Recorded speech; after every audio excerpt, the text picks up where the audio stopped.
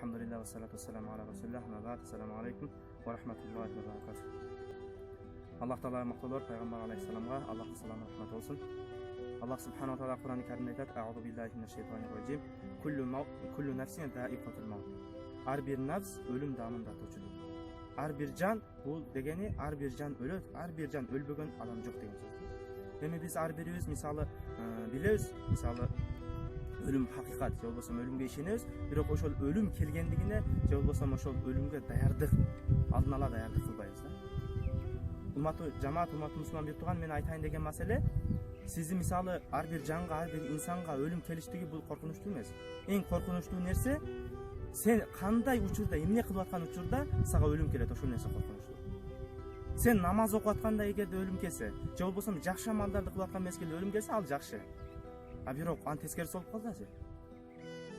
Мисалы зынага барып аткан учурунда, же болбосо арак ичип же сигаретин өзүң алып аткан учурунда, же болбосо кайсы бир кыздарды машинага салып алып саңкылдап көчөлөрдө жүргөн учурунда, же болбосо ошого окшогон ата энеңи нааразы кылып, же сөгүнүп гыйбат кылып аткан учурда эгерде ölüm келе турган болсо, ал өтө коркунучтуу нерсе. Ар бир инсан өлөт. Ölüm кокустан келе турган нерсе да. Пайгамбар саллаллаху алейхи ва саллям бир хадисте айтат: "Периште Жабраил алейхиссалам малакул маут" дейт. Ölüm периштеси ар бир үйгө күнүнө 5 жолдан келип кетет.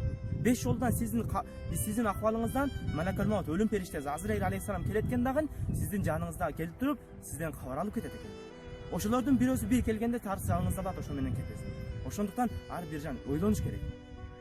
Бул мазар ойлоно турган жер да.